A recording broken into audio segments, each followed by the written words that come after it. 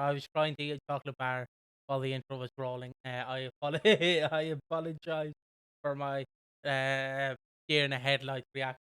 I am Piggy from Watching Walford, and I am joined by Ash here to bring you yet another edition of the Watching Walford podcast.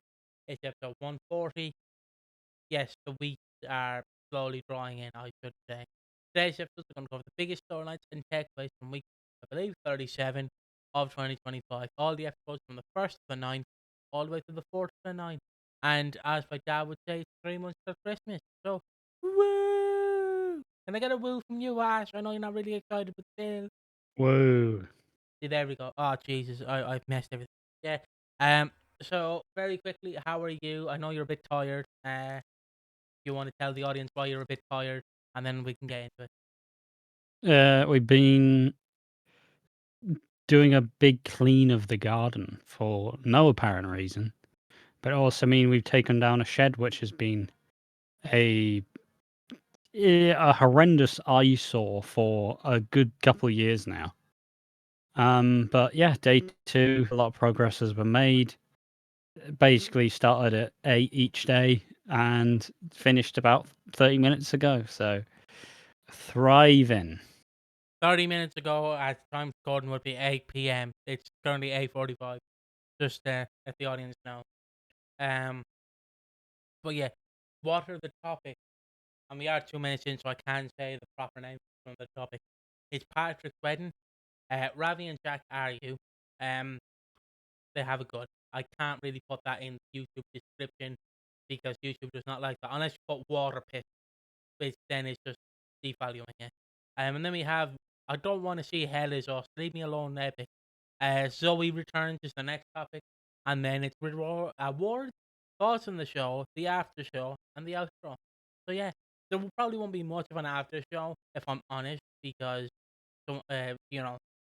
rightfully so, someone is a bit sleepy, so it's fine, completely Just fine. just just cut to my camera. You'll understand why there's not going to be much of an after show. just do King Philip when he was like in that car one time. Uh, Yeah, yeah.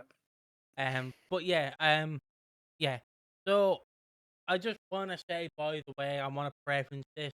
Um, I did try and fix my microphone because I had it at minus 30k.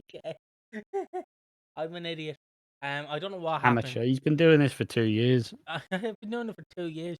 I remember last week, right? Just this side note. I know this will only excite one person who's a nerd about this stuff in general. But on OBS, you have like minus 60 to minus like 5 of your gain to like pick up your mic. Last week, I was wondering, my voice is gone. I wonder why it's not picking up properly. Realized it was on minus 60, and I was like, who put it on minus 60? I'm the only one here. And then I went, I don't know, I must have done something. But yeah, I fixed it, and then I refixed it again because I had it on minus 30 last time. So now I have it on minus 6.3 then. So yeah. So, whoa.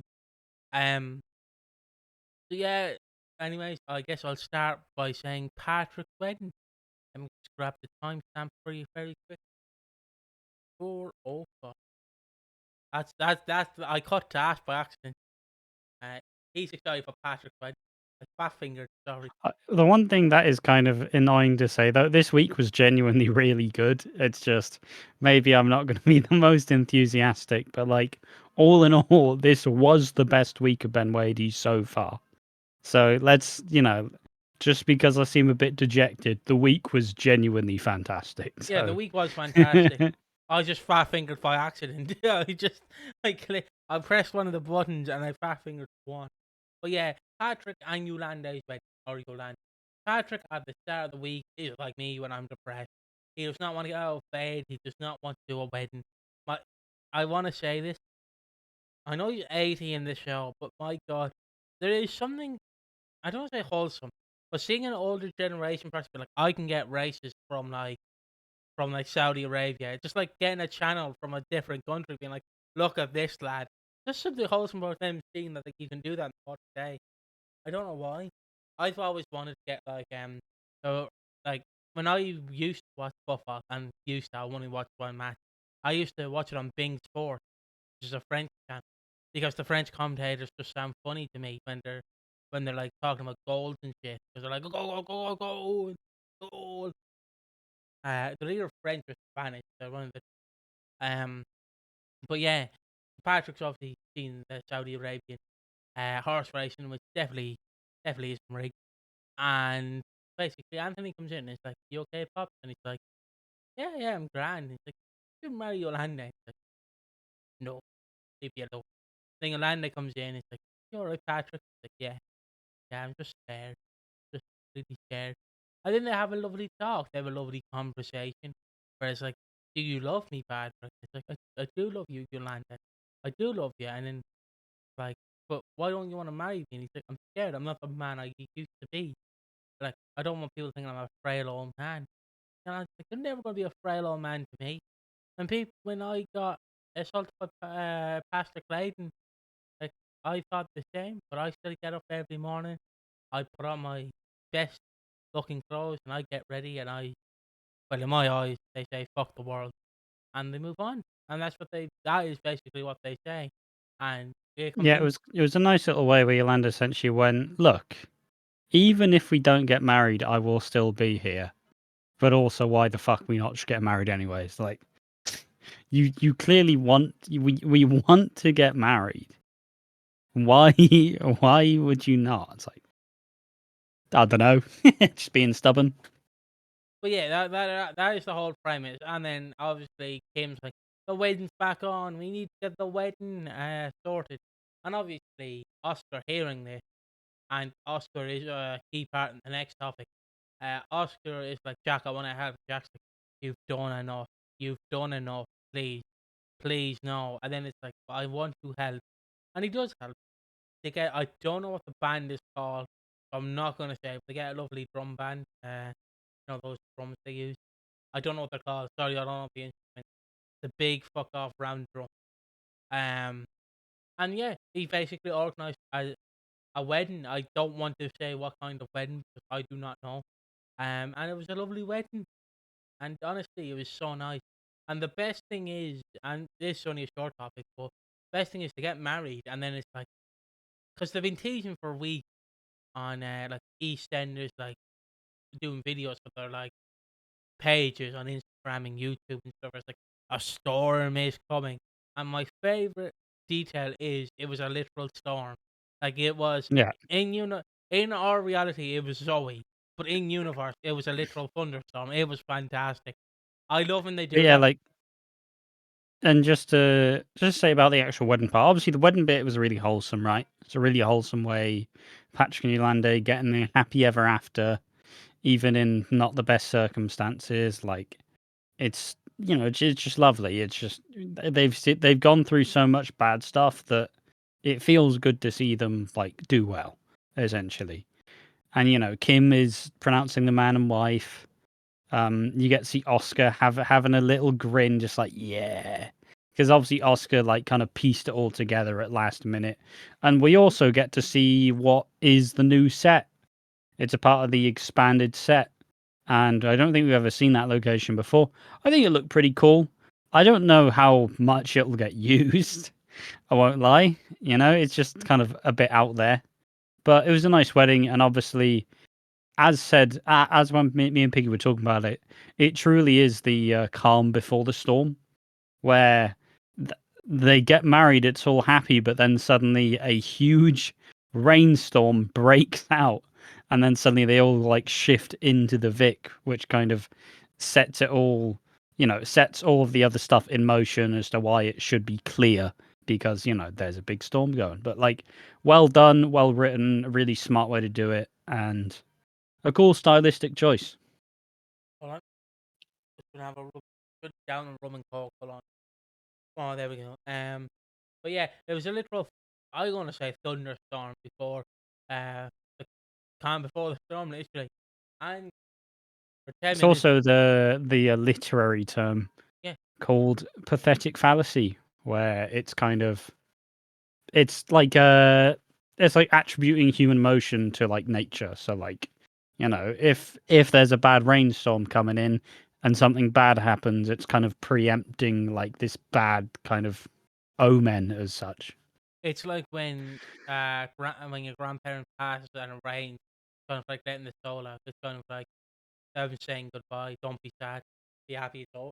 I don't say be happy it's over. That's horrible, but you get what I mean. Um, Yeah. and I guess I can move swiftly on to the next topic because these are literally short fire rounds until we get to the big return and the big return in my eyes. Um, don't know why I said that like I'm scamming. Anyways, uh, Ravi and Jack argue they have a gun. They have a gun. Um, Oscar. So I just want to say this, right? Harry wouldn't really be good at doing hide and seek because Harry's idea was, I can't hide the gun in Kojo's flat. I can't because Kojo could do Matt Berry from the IT crowd where he gets the gun going. Is it loaded? It's not loaded. If you don't know that clip, it's a fantastic clip.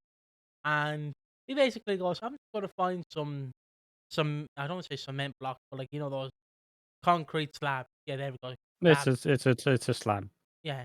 He finds some concrete slab, a bit of stone. He buries the gun under it. And I'm thinking, is this why you've lost hide and seek in your life, Harry? Because you can't find a good hiding spot. Like, Yeah, uh, but I bet when Harry plays hide and seek, he just lies down on the floor, but closes his eyes and like covers his head and just starts giggling. He's like, "Why right. did you guys always find me so quickly?" He's like the kids where it's like he they won't find me. Hee. He's just, it, Just like sat on the floor or like hiding behind a wall with his ass sticking out. Hee hee. he's doing the lampshade hiding spot where he's putting a lampshade over his Yeah. head, pretending to be a lamp. But yeah, that's what he does. He basically last week, he put a gun under a And concrete he slab. doesn't even really hide the gun because the slab's going to have to sit on top of the slab. Yeah, it's gonna have to So he's sit on mostly top of the just gun. precariously balanced a slab on top of a gun. Exactly, exactly. And like someone found the gun because obviously when you see, okay, this concrete slab's a bit more elevated than the other concrete slab beside, you're gonna obviously have some thought. Unless you're some people who live in the game world where like it must be a glitch by the creators of the aliens of the world, some shit like that. Um, but there is people who think that everything is a video game. So yeah, um, like you'd obviously know there's something wrong because it's like that slab's higher than that slab. So it's like Yeah. odd. But yeah, and then Ravi's like, "You've hid the gun, right?" And he's like, "Obviously, I did. You hid it in Kojo's slab." No. Where'd you hide it? Concrete slab. And then it's like, Ravi, don't get mad. I've lost the gun. Did Yeah. you, mate? So Did you? basically goes, find it. He goes, all right. No, no, no, find it. You need to find the gun, Harry. This isn't a simple thing. It's just, But it's yeah, just, so and we saw last week that obviously Oscar finds it and has been hiding and trying to find where it is, and he's trying to hide it, but Jack kind of comes in and is like, "Hey, what are you hiding?" And then Oscar shows him the gun, and then Jack's like, "What the fuck?" So Jack kind of obviously having dealt with guns a bit more thoroughly than Oscar, let's be real, goes, "Look, you pissed me off over this, but I will hide it for you." And so he hides it in his house. But as Jack and Oscar are talking about it, Oscar says, "Oh, hey, where did we put the gun?" And then Ravi's like, I don't think we even see Ravi like look up, but from what Liz later said, he seemed to have heard. And so later on, he breaks into the flat, or like breaks into the house, steals the gun, and it kind of all comes to a head in a confrontation in the square, like gardens in the middle of the square. As they get into a brawl, and Jack does way better than he did last time. Because last time him and Ravi brawled, he got absolutely fucking destroyed. and find Yeah, out what happens to with the gun. I will say, right? I will say, and obviously, I'm not going to say who got shot yet because we have one more topic to talk about. But I love, right? Right? All I have is this. All I have is this. Right? I love how they're wrestling with a gun, but they're like hitting it on the ground. Like you are going to fucking pull the trigger. One of you are going to pull the trigger because you're not like not wrestling where you're trying to get your hand away from the trigger. You're wrestling it where you're hitting your hand like near the trigger. It's like that is bound to go off. I'm not a gun expert. Obviously, I don't have guns, but I'm assuming you don't have your finger near the trigger. Because something like that is bound to happen. I could be wrong. If gun experts are out there, please let us know your experience. But like, it's just why did you Yeah, shoot it? Why are it you was shooting a for? disaster waiting to happen. Yeah, it's just like how dare you put your foot in that bear trap that I put right there 5 seconds before you stepped in. It's just Yeah, so Ravi slams Jack's hand 3 times on the ground, and the gun goes off and boom. hits a mystery person. Hits Christian on. And now the final topic. Um, it's gonna be a long topic, but we all like the long topics. Um, so remember last week, not Tommy Wise off the room, but uh, Tommy Slater. I forgot his last name. Went missing. Yeah, He found not Cat. He found Zoe, and in Monday's might even be a moon. he's probably not a Moon. Let's be honest. He's probably Slater. Well, he is Michael Moon's kid. Oh, okay. So he might actually be a Moon. Yeah, all right. Yeah. So last week he found Zoe, and then in one of his episodes, Zoe's like, "I need to get out of here. I need to go back to Spain," and then he's like, "I'll help you. Just to follow Yes, me." Tommy Moon. Way. Hey, and he basically like I don't want to say tricked her, but he's like, "Come on, you have to go back to the square to get my money out of the safe or whatever." He says something like that, and then Zoe's like, all right, I'll go back." And then obviously they get on the tube, they get a cab, and then Pat throughout Monday's episode was like, "Where are you, Tommy? I'm really worried about you. Stop lying to me. Stop hiding on me. Please just come home." And And this is also while the social worker shows up, and it's like, "Hey, where's Tommy?" And they go, "Ah, he's just on a trip back from France. He'll be back later." And she goes, "I'll be back later. Better show up." but yeah, and yeah, and basically he does show up. He tricks Zoe into seeing her mother. But this also raises the question: how did he contact her immediately, but Alfie couldn't? That's just like, Just a shot in the dark. you know what I mean? Because anyone could go, "Hello, I'm your long lost brother." You know, you're gonna Yeah, like but also he probably went, "I have money." a true, and And she went, "Ah, well." someone else has money that we'll talk about later on. And well, would you believe it? While it's raining and it's fantastic, I don't care. Fantastic shot. You see Tommy get out of the car and Cat's like, "Tommy, Tommy," and then the cab pulls away. We see the leg, we see the arm. It's the mother of all reunions. It is Zoe Slade. Also, I Reminiscent. will say Zoe's got such a huge presence on the screen. Like she stands out massively. Like, it's kind of crazy. With just yeah, like she steps out of the car. It's like holy shit, who's that? It's like, oh, Zoe. Like yeah, it's a really good big and they frame it in the same way that the "You Ain't My Mother" did, or at least they do some framing like that where you have Cat like behind Zoe, but I think they may swap it around.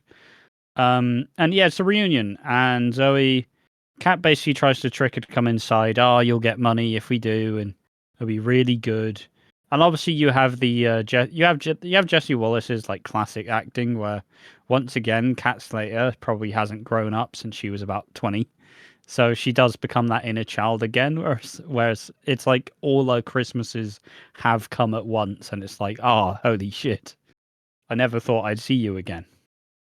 So she convinces Zoe to stick around, where she tries to catch Zoe up, but each time Kat says something, Zoe's kind of there with immediate resistance. She's like, "Oh, so you're not a good mum then?" It's basically she's holding a lot of resentment for how it was back then, 20 years ago, and not really taken to note how it is now. We do get some cool moments, like when Bert and Ernie and Tommy all show up and they give Zoe a hug, and Zoe's kind of like, she doesn't know what to do with it. So she just kind of she has to let herself enjoy it for a second. But still, when the social worker comes in, she's like, "Oh, so you're still a bad mum, though." It's like, so you're still shit, though, aren't you? And Kat's like, "Look, I have had problems, sure, but like, it's not the same as it was. I have grown up since then."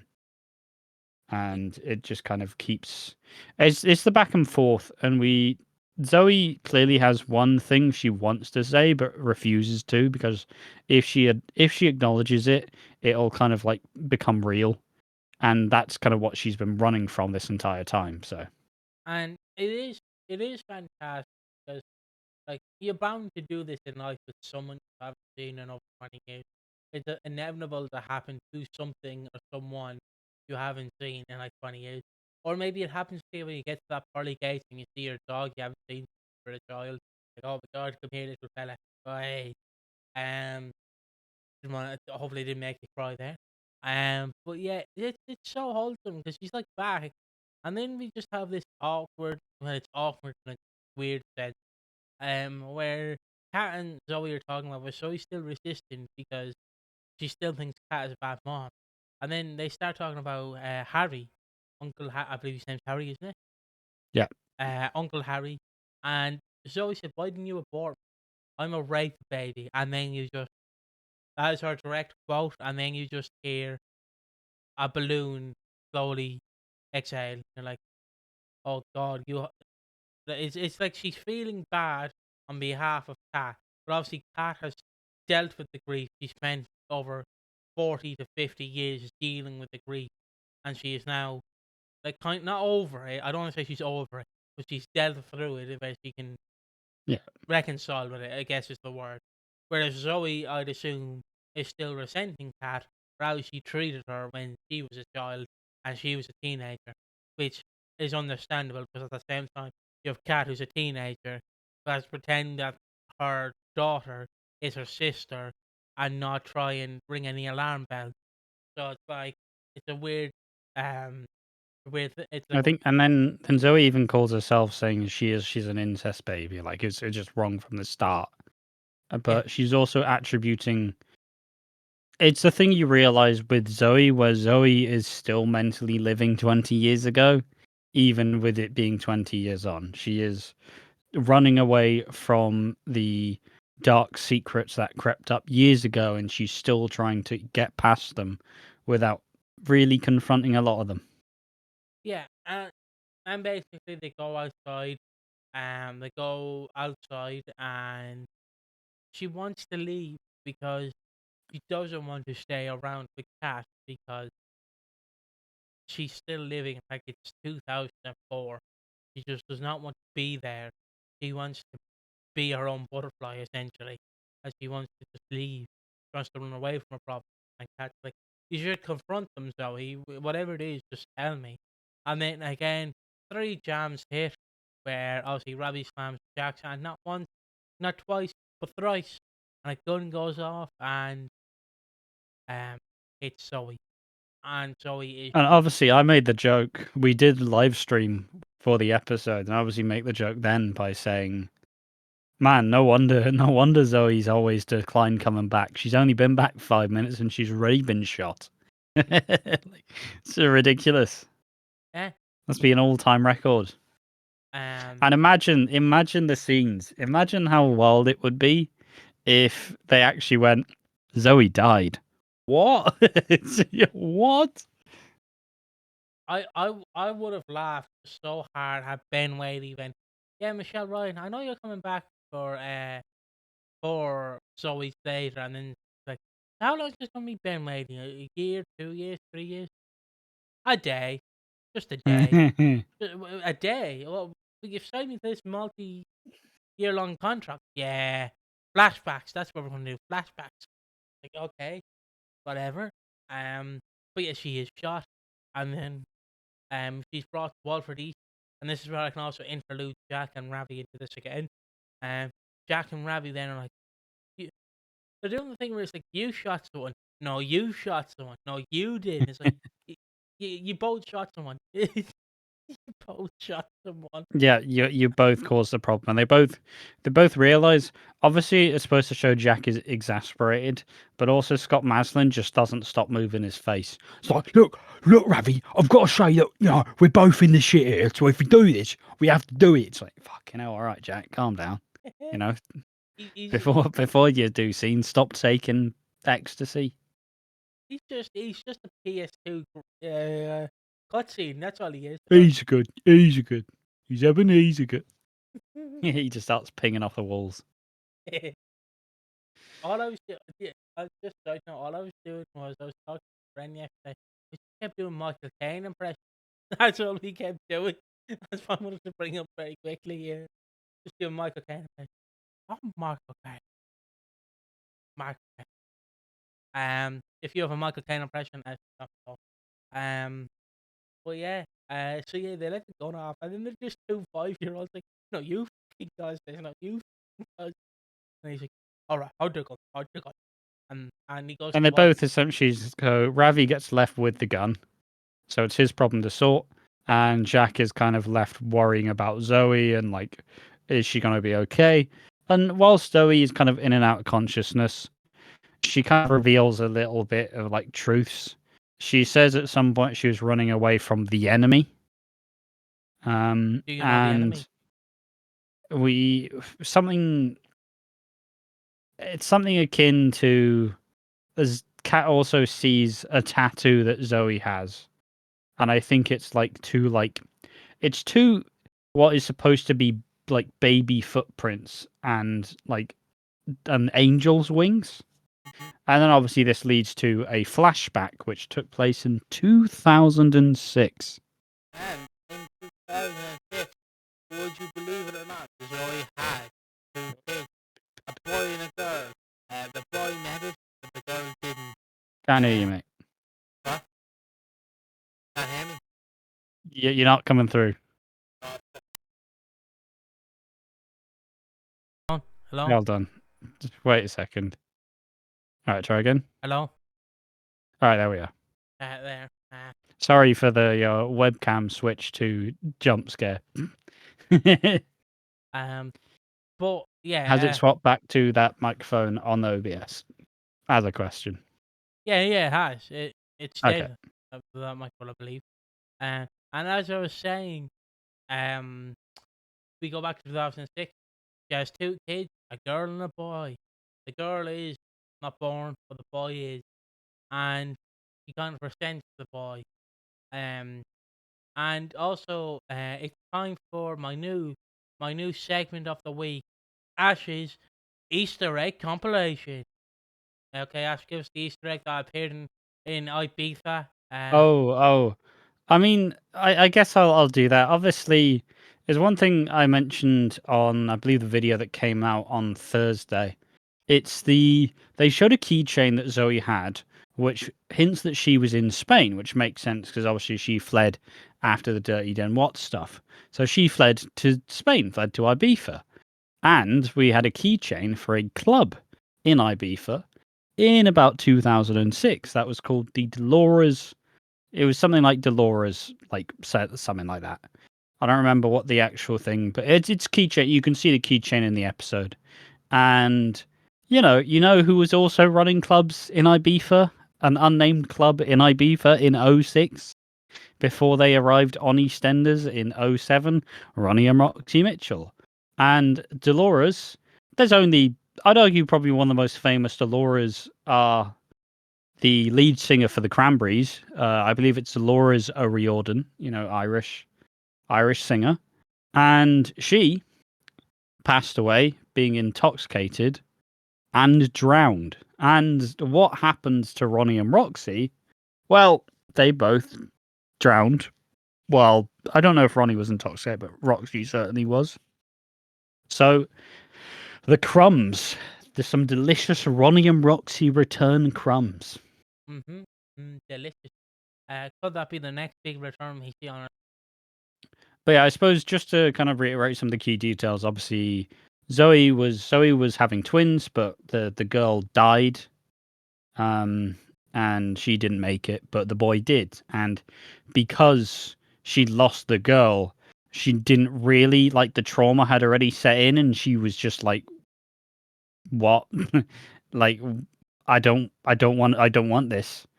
So like, if I'd imagine if she had like had the girl as well, she probably would have been like, "Yeah, let's do this." But just having such like a brutal loss so early on kind of made her just kind of resent the kid, and she immediately went, "Let's get this kid adopted." Like, I don't want to deal with this.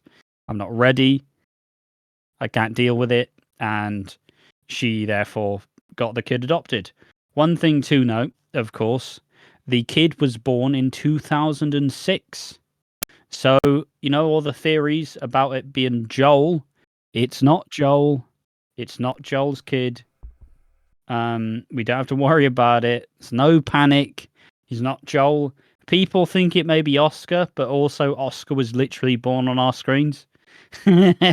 So, who is this kid? Who's the father? And do we know the kid? Is he on the show already? Like, there's a lot of questions. Yeah.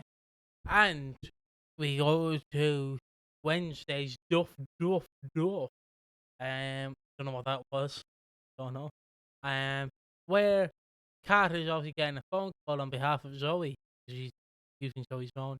And Oh yeah, and essentially Anthony Truman stabilizes Zoe, and the paramedics get there, and she's taken to hospital, and she is like she's being resuscitated. So it's like she nearly dies but doesn't, yeah, and that's where Stacy's supposed to be like holding the phone. Kat then gets the phone at some point, and they both have different interactions with it.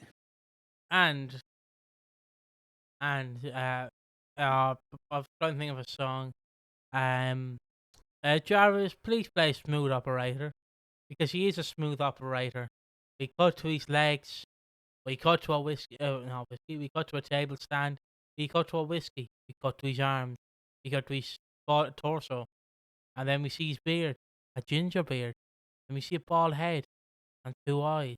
It's Max Branning. He is back. Max is back, and obviously the question everyone had was, why didn't Cat hear Max? If it's because he didn't say anything. But Yeah, he didn't say anything, and the phone is busted. yeah, which I did keep saying that the phone is busted, and yeah, Max is back. We get a flashback to earlier this year in I 20. suppose it also like because the Wednesday episode was released like at 7:30, like so we all watched it live. And at the end of the Wednesday episode, you go, "Is Max the dad? Is Max the dad?" And obviously, they kind of go into Max and Zoe's relationship in Thursday's episode, Yeah, so we don't know who the dad of Zoe's kid is. and we don't even know who the kid is. We don't know a name. We don't know anything. Yeah, We just know uh, that he was born in 2006. yeah, and and yeah. So earlier this year in 2025, Max met up with Zoe Slater, and he goes, you're related to Cat and Stacy." And she went, "Yeah." And anyway, I just want to talk to you if you don't mind, because her card's declined at the club. Oh, excuse me, or her card declined at the club, and sorry, and yeah. So Max pays for it, and then they have a little drink. He has a few whiskey on the rock. He has a few, I don't know, some just drink, and then yeah, they talk it out, and then they keep having more interactions. They kind of start. How can I word this? They start sleeping together. Yeah, yeah. I wanted to be professional this time around, but they start sleeping together, and then Zoe's like, "I need 5K," and Max is like, "Uh, okay, okay. This is the weirdest request someone has ever asked me. Okay, I'll give you 5K. I'll pay you back, Max. I don't need the money." I'm like, "All right, Max, you player, you dog, you got that dog in you." But we also get a bit of like backstory, like how Max kind of opens up about how They basically both say, I wouldn't want to be back in the square anyways. Like, I haven't spoken to Oscar for 3 years. I haven't spoken to Lauren for 4. Like, most of my family hate me. I just, it just doesn't work. It doesn't work. Yeah, and basically, was this man ever introduced on the screen beforehand? Because Zoe Slater goes to a man's house. No, Okay, I just completely want new character. so Zoe goes to this man's house, and Max like, Oh, also, the reason she wants the money is she's now searching for her son. yes, yes, I forgot to mention that. She is searching. The very key detail. and She's spending all of her money trying to figure out, like, where her son is, and she learns that I think he's abroad somewhere, right, but ultimately the information's pretty slim. yeah, and he goes to this man's house, and she gives him the 5K, and then he goes, "All right, where's the rest of it?" She's like, "Give you all my money, you pray." I can say that word, right? Um, Yeah, and it's also he's a creep. He's an absolute creep. Like, it's like, oh, where's my money? Give me what I want. And then she's like, I gave you the 5K, and he says, I need more. Then he basically says a bunch of shit that you could just make up. Oh, I saw him scrape his knee once. Isn't that fun? And it's all like bollocks. Like, you could just make it up and act like you know it. But then it kind of escalates as he's like, why don't you give me what I really want? And he like starts coming onto her, and she obviously does not fucking like this and smashes him over the head twice with a lamp. yeah, Then she flees the scene. and then and I don't want to say it's not my favorite bit is she goes back to Max, and then it's like, Max, we need to go, and then Max like, what have you implicated me in? We just need to go, Max. We need to go. Max like, he does Not these. Max, who basically killed Stephen Beale. and and then he starts doing these Max mannerisms. Like, what do you want? Leave me alone. And then he's like, I'll leave now if you want me to leave. And so he's like, okay, no balls. And he just fucking leaves her. He just drives off and leaves her. Just leaves her stranded in the middle of, I'd assume, London or some Yeah, dingy area of England. And he just drives off. You dick. I love you though, Max. I love you. But you dick. But I love you. yeah. And he just drives off, and then he later wakes up in the hospital. Cat's like, I'll be back in a minute, and then she phones Max and is like, leave me Well, it's alone. also because Stacy also is worried about who the number is. And so she rings it, and he's like, oh, who is this? And obviously Max picks this up, and he's like, Stacy? But he doesn't say anything, but he just listens, and you could tell that, the bed cover's raised up 6 inches. Just Stacy. I'd say 12. I'd say 12. Um, he's bad. But Also, there's a reason. There's a reason he's called Jake Wood. yeah. It's terrible, but yeah. Also, And so Stacy. he peeks up and he realizes, hey, why the fuck would Stacy be here? She's clearly in Walford. And then Zoe wakes up and she uses the phone, and then she rings Max. He's like, why the fuck have you been ringing me? And then Max is like, and she's like, stay away from me. And then Max goes, look, if Stacy was on the phone, that must mean you're in Walford. And Zoe says, you stay away, basically saying, keep our secret safe. And the secret is her hitting the guy. And we don't know if he's alive or dead, essentially. It's like, you stay away from Wolford. And Max, in the most Max way possible, goes, "Wow, thing about me, Zoe. I don't like getting told what to do." He's coming back. He's coming back to Wolford. And I think even Ben Wadey said his return is imminent. So fairly soon. Not like 3 months. So wait, he's going to be returning full time shortly. Yes, I'll get the exact quote. Shakewood reveals when he will return. It's set to be very soon. I'm back for this week, then I'm going to come back imminently before my full-time return later on this year. I guess it doesn't really clarify things. But I should say, Stacey also in there says to Jean that she feels like moving away. She feels like Walford has said enough in Walford and she might move away. So possible hints there, possible hints there. I mean, I can't imagine a scenario where Max rejects Stacy for Zoe, and this Oh just kind of makes her go, "The what? This is what I've come to rely on. Like, anytime there's peril, I go straight to Max. What do you mean he doesn't want me anymore? Like, what's even the fucking point?" But who knows? But yeah, definitely lining up the potential for her to leave. yeah, We don't know when her exit's gonna be, but let's be real, it's a Christmas exit. yeah. Or a New Year exit, rather. And Max is back, Zoe's back, and to to bring the triumphant trio of returns, everyone's favorite character is returning next week, guys. Excuse He's me. racist, he's homophobic, they all love him. It's Jono. Let's go. Woo! I didn't hear a boo from you, so I'm gonna take it that you're very excited.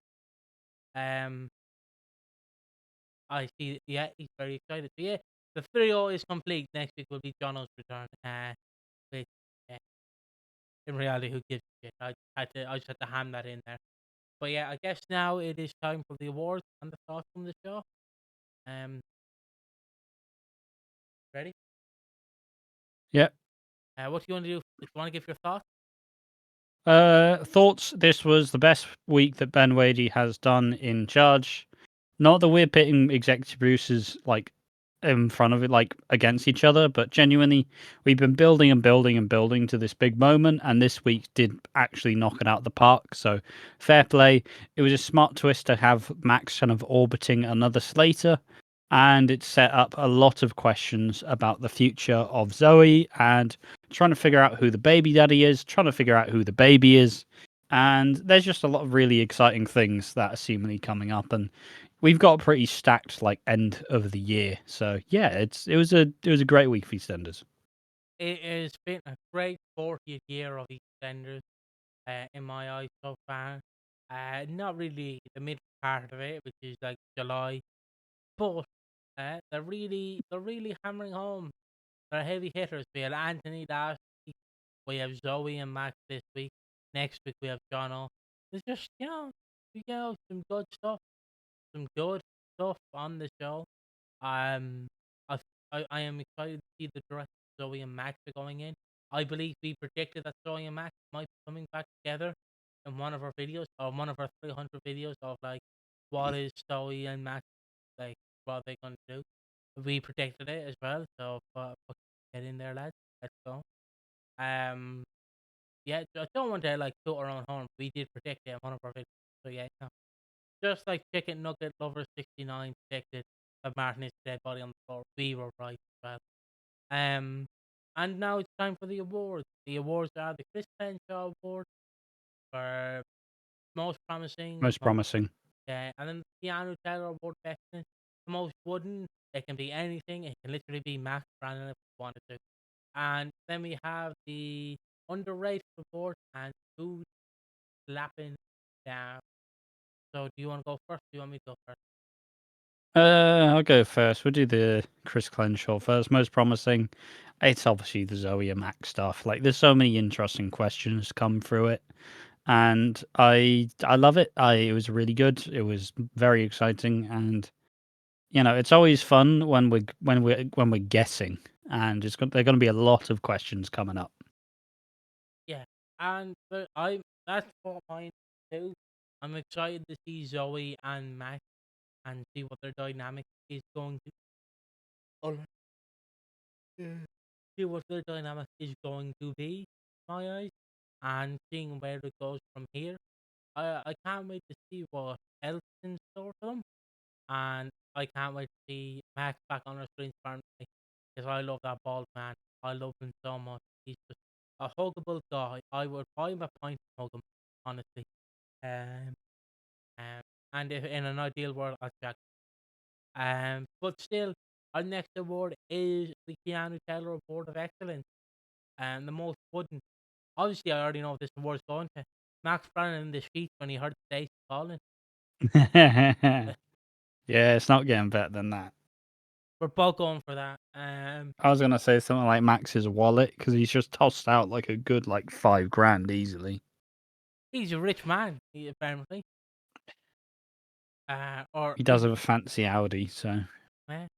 And then we have underrated. Who's been underrated this week? I don't. uh I'm giving him all the awards. I don't care. Max.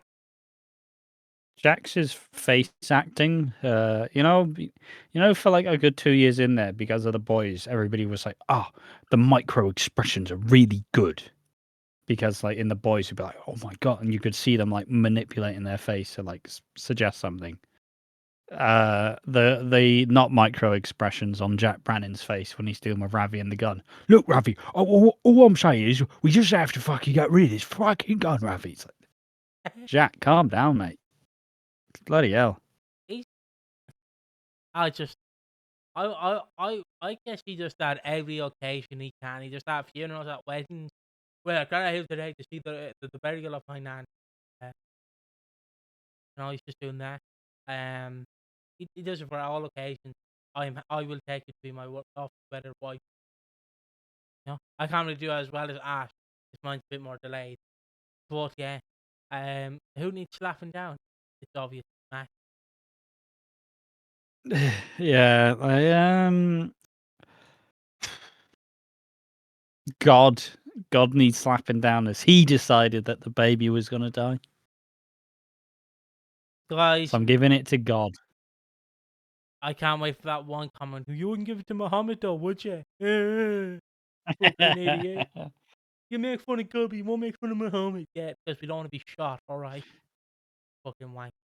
Yeah, let's just give it to God. Why not? God needs slapping down. He created a world and he refused to take Donald Trump. You need slapping down, mate. Um, I can make that joke. It's a joke. Um, so yeah, that's the awards. I don't think we have much of an after show. So I think we're just gonna leave it there. No, it's just mine a bit. It's going to be a stressful couple of weeks for me personally. So if I'm a little bit knackered throughout most of it, I am busy doing real life things. So just I'll give that little disclaimer just in case. Yeah, and I guess that's the end of the podcast, guys. Um, anything I want to say, I'll just save for next week, because I want to get Ash lovely and ready for bed. So, don't know why. So yeah, Straight to shower for me, then to bed. yeah, and that has been the podcast, slowly 47 minutes. Hope you enjoyed this. We will see you on the next one. Bye bye. Bye bye.